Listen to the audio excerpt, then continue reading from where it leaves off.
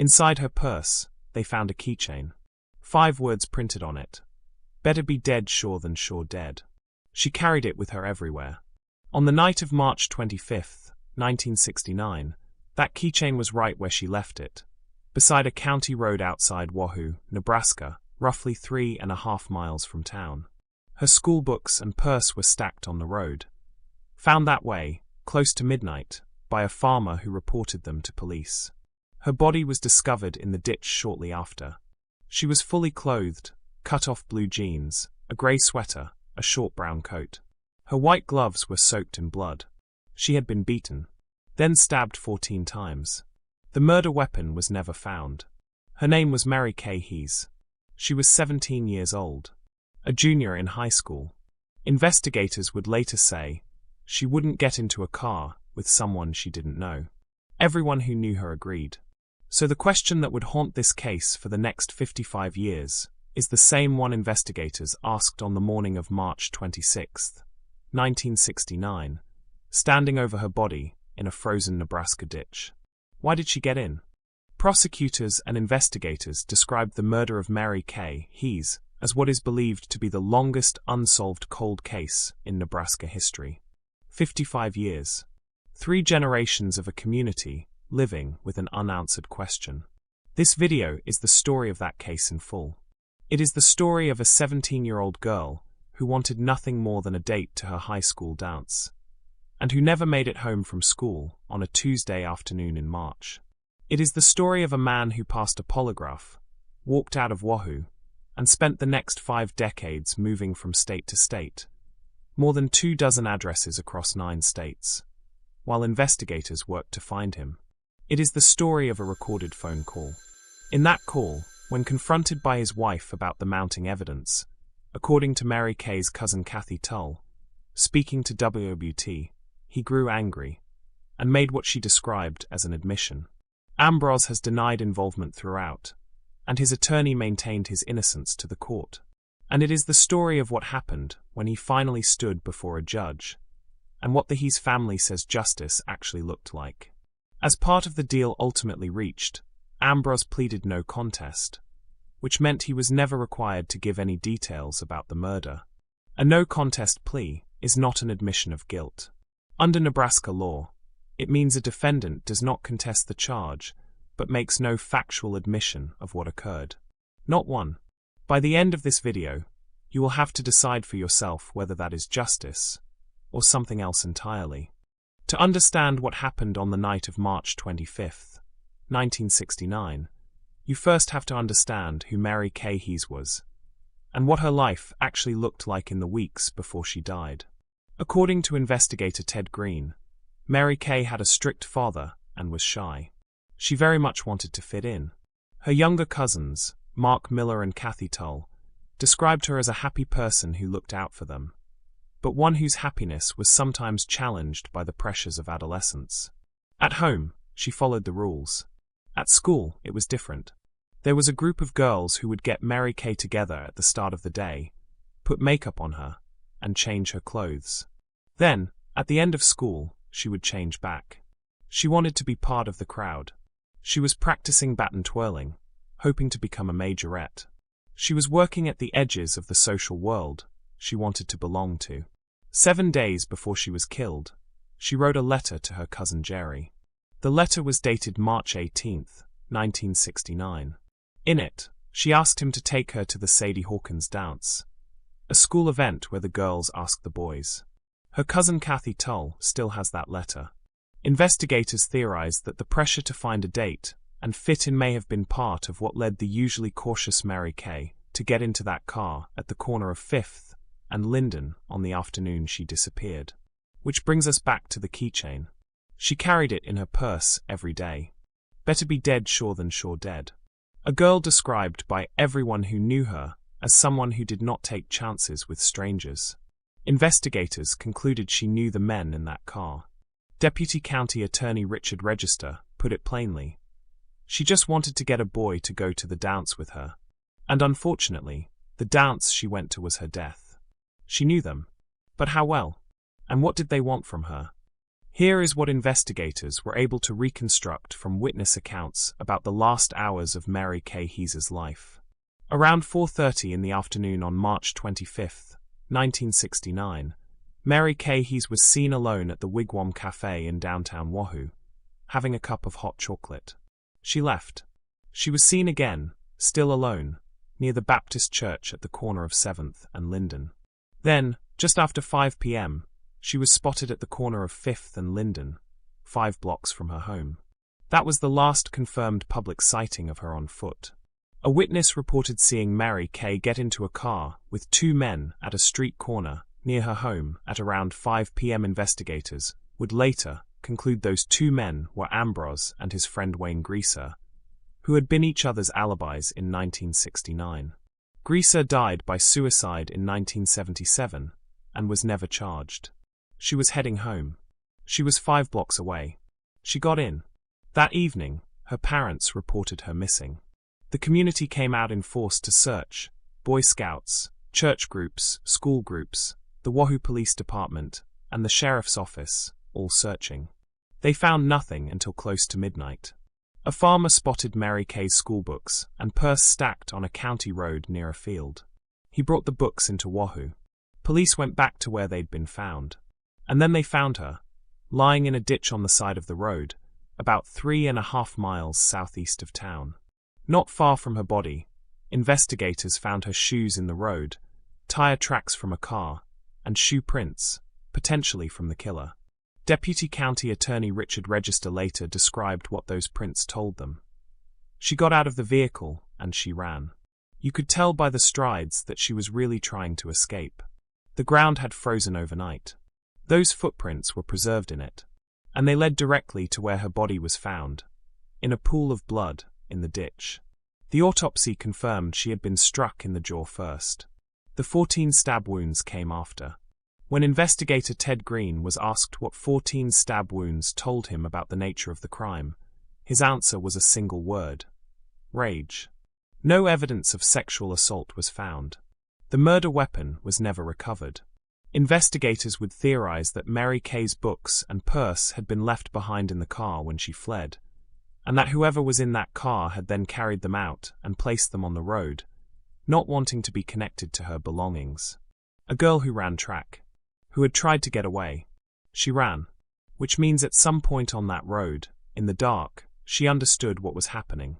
What changed between the moment she got in that car and the moment she ran for her life? That is what 55 years of investigation would try to answer. In the days after Mary Kay Heese's body was found, investigators worked the case hard. Her clothing was sent to the FBI, to J. Edgar Hoover's office directly, before the era of DNA testing, to see if anything could be learned from the evidence.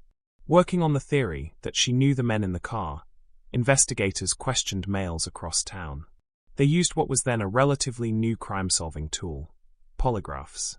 Deputy County Attorney Richard Register described it plainly. They polygraphed virtually the entire male population of both the schools.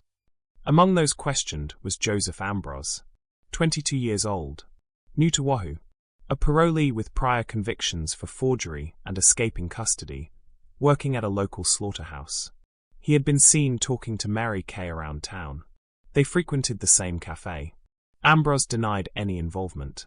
His polygraph showed no signs of deception. According to his first formal statement to police, given on April 1, 1969, he and Greaser had driven that evening to Fremont looking for a girl, and when she wasn't home, they drove to Meade, Nebraska, picked up Ambroz's girlfriend, and stayed with her from approximately 8:45 to 9:30 p.m. Greaser confirmed the account. But what happened during that questioning session would prove significant. In the pre-polygraph interview, according to investigator Ted Green, Ambroz disclosed that he had been providing alcohol to minors and having sexual relations with minors. He was immediately arrested and jailed for a parole violation. Not for Mary Kay's murder. He was in custody. He was the man police suspected, and he walked out of it on an unrelated charge. Then the investigative failures compounded. Prosecutors would later acknowledge that follow-up in the original investigation was lacking, and that inexperience was a factor. Suspects' cars were never checked for blood. The shoe sizes of suspects were never compared to the shoe print cast that investigators had taken at the murder scene. That cast, of a size 9.5 shoe, sat in evidence. Ambroz wore a size 9.5. Nobody made that comparison. And critically, multiple law enforcement agencies had their own tips and evidence about the case. But they were not sharing information with each other. What was believed to be 2 binders of case material would eventually, decades later, expand to 18. The truth was not hidden. It was divided, spread across filing cabinets in different offices across Nebraska, waiting for someone to put it together. Ambroz served 1.5 years for the parole violation. Then he was released. He moved on. The case went quiet. Wayne Greaser, Ambroz's alibi witness, died by suicide in 1977. He was never charged. Prosecutors would later name him in the factual basis of the plea as the co-conspirator in Mary Kay's murder. He had been questioned.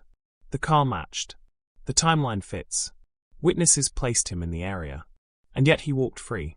The question that would take 50 more years to begin answering is, how? Mary Kay Heese stayed in a ditch off County Road J. After serving 1.5 years for his parole violation, Joseph Ambroz was released. He left Nebraska. Records show he accumulated more than 24 addresses across 9 states in the decades that followed: Ohio, Kansas, Florida, and others. He worked as a truck driver. He remarried more than once. He kept moving. Investigators learned that Ambroz was known to mingle with high school girls and had a reputation for having a temper. Investigators believe Mary Kay did not think of him as a threat. They both frequented the same cafe, the Wigwam, and had mutual friends. Green and Register concluded that Mary Kay likely viewed Ambroz not as a danger, but as an opportunity. Someone older, someone connected, someone who might help her fit in with a different crowd. What she could not have known: he was on parole, having served time for forgery and escaping custody. No one in her circle knew he was a convicted felon until he told investigators himself. Meanwhile, in 1999, Sergeant Bob Frank of the Nebraska State Patrol Cold Case Unit sat down with Mary Kay's mother, Dorothy. She looked at photographs of her daughter and said this: "I don't think it'll be solved. I really don't. It's gone all these many years and I've just given up hope." Julius Heese, Mary Kay's father, died in 1989. Dorothy Heese died in 2007. Neither of them ever learned what happened to their daughter on that road. The man investigators believed responsible outlived both of them. At some point, word reached Wahoo that the original suspect from 1969 had died. Investigator Ted Green, working the case from 2015, refused to accept that without verification. When he ran Ambroz's name and social security number through a records database, he discovered that Ambroz was very much alive, had recently moved again, and had married numerous times. All details contained in the records report. By the time of his arrest, investigators had interviewed Ambroz multiple times. 3 times in 1969, again in 1999, and once more in 2021. Each time, he denied involvement. In 1969, he passed 2 polygraphs with no sign of deception. In 1999, a 3rd polygraph showed signs of deception, the only examination he did not pass. Ted Green told reporters, "We've been able to exclude everybody mentioned as a suspect way back when, except for this guy." For 55 years, Ambroz moved. He remarried. He built new lives in new states. And somewhere in that history, investigators believed, were people who knew things. Women he had confided in. People who had heard something, said something, stayed quiet. What did the people closest to him actually know? Remember the alibi. According to his first statement to police, on April 1, 1969, he and a friend, later identified as Wayne Greaser, had driven to Fremont to look for a girl. When she wasn't home, they drove to Meade, Nebraska, picked up Ambroz's girlfriend, and stayed with her from around 8:45 until 9:30 that evening. Both men gave the same account. His girlfriend initially told police she had been with him that evening. He passed 2 polygraphs in 1969 with no sign of deception. For 55 years, that account held. Then the grand jury convened.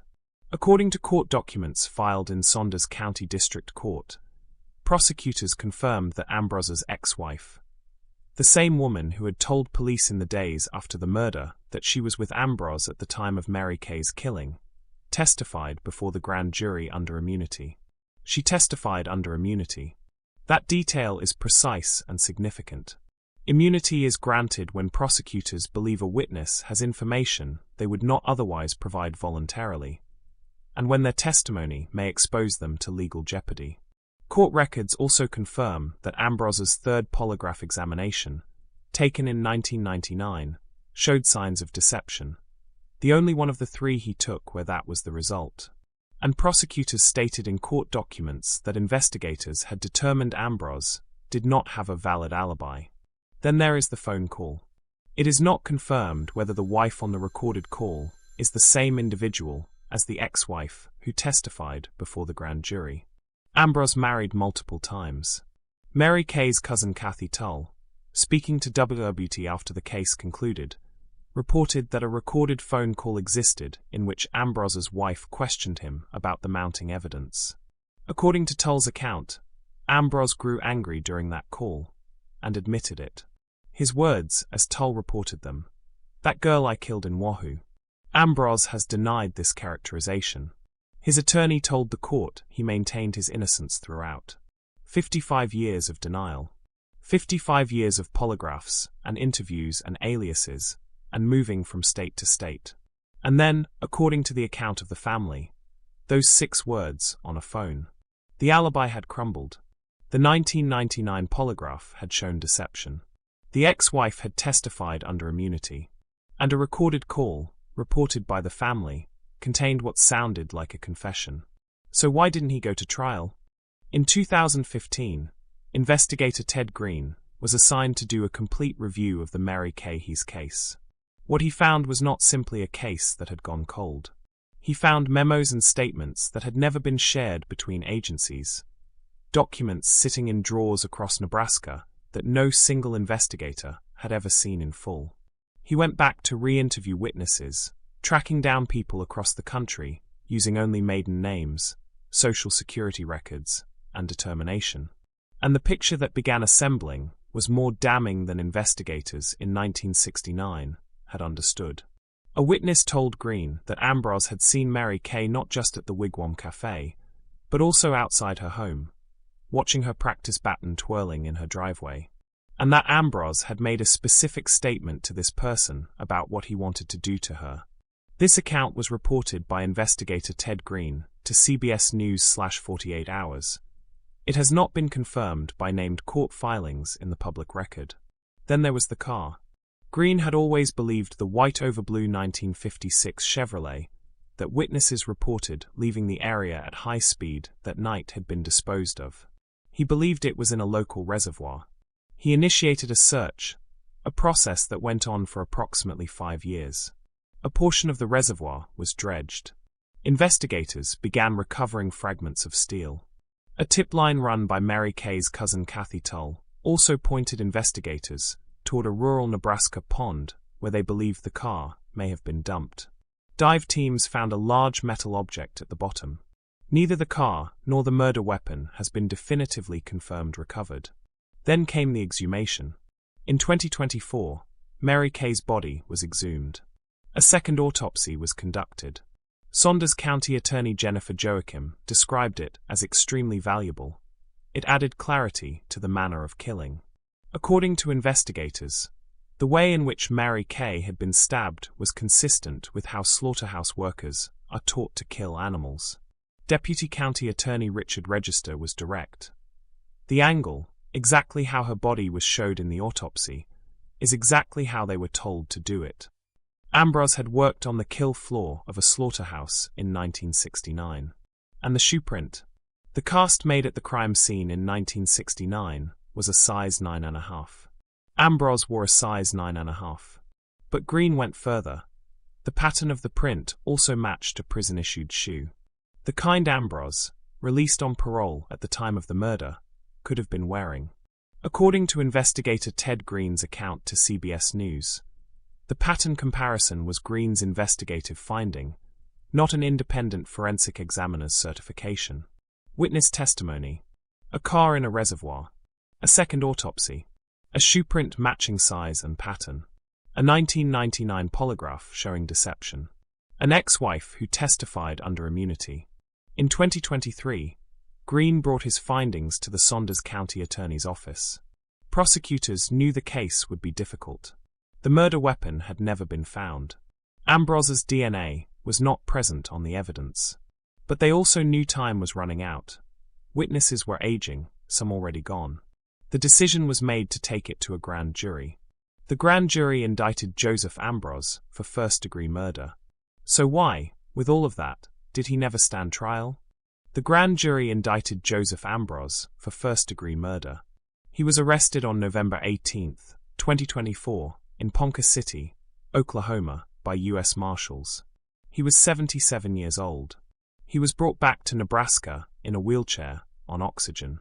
Mary Kay's cousins Kathy Tull and Mark Miller described themselves as thrilled. That feeling did not last. On July 31, 2025, a Saunders County judge accepted a plea deal. Ambroz would not stand trial for first-degree murder. He pleaded no contest to conspiracy to commit first-degree murder, a reduced charge. Under that plea, he was not required to provide any details about what happened to Mary Kay. Not a name. Not a word about that night. Under Nebraska law, a no-contest plea carries the same legal consequence as a guilty plea for sentencing purposes, but it is not a factual admission. The defendant does not confirm what happened, only that they will not contest the charge. County Attorney Jennifer Joachim explained her decision. You have to look at the odds of even getting to trial. There were chain of custody issues from the evidence going through so many hands over the years. Witnesses were dying. Memories had faded across 5 decades. Prosecutors worried that Ambroz, in declining health, might not survive to a trial date that was still more than a year away. Ambroz's attorney told the court his client took the deal because of his health, stating he may not have lived until trial. Ambroz himself maintained his innocence. Because the crime occurred in 1969, the court was bound by the sentencing law as it existed then. For conspiracy to commit first-degree murder in 1969, the maximum was 2 years. Under Nebraska's good time law, that was cut in half. With time already served, Ambroz was due for release by November 2025. The sentencing cap was confirmed by the court at sentencing. The maximum penalty for conspiracy in 1969 is 2 years per Nebraska law at the time, as reported by the Lincoln Journal-Star and confirmed at sentencing by Judge Morokeen. Outside the courthouse, protesters carried signs reading, "Justice for Mary Kay." The family had not been consulted before the deal was accepted. At the sentencing on August 27, 2025, Kathy Tull addressed the court. Everything we've endured since 1969 was all for nothing. Mark Miller told the court, he'll get to have his family, he'll get to have Christmas. We can take flowers to the cemetery. 56 Christmases without Mary Kay. Without her having a family. When Judge Morokeen asked Ambroz if he had anything to say before sentencing, he said, "No." Ted Green, the investigator who had spent a decade rebuilding this case, laid his keys on the table and walked out of the room 2 minutes after Ambroz entered the plea. He retired on the spot. On the morning of November 15, 2025, Joseph Ambroz was released from the Nebraska Corrections Reception and Treatment Facility in Lincoln. He had served less than a year for the murder of Mary Kay Heese. He told reporters he had only taken the deal so he could be back with his family by Thanksgiving. He maintains his innocence. His position, through his attorney and to the press, is that the absence of a DNA match proves he did not kill her. The keychain she carried in her purse every day of her life read, "Better be dead sure than sure dead." She was careful. She was cautious. She trusted someone she thought she knew. It cost her everything. County Attorney Jennifer Joachim described Mary Kay's murder as the moment the community lost its innocence. Parents across Wahoo told their children, not to go out alone. At sentencing, Judge Tina Marroquin spoke directly to the family. The reality is that sometimes an unjust outcome occurs in a just system. She acknowledged the family's sense that the outcome fell short. Due process exists to protect everyone, she said, even when it may result in an unpopular outcome. Deputy County Attorney Richard Register had one last thing to say to Joseph Ambroz before he left the courtroom. Perhaps, before he leaves this earth, he will develop the courage to be able to tell the family about his involvement. Kathy Tull's impact statement at sentencing recalled listening to records with Mary Kay. She remembered Mary Kay teaching her to twirl a baton.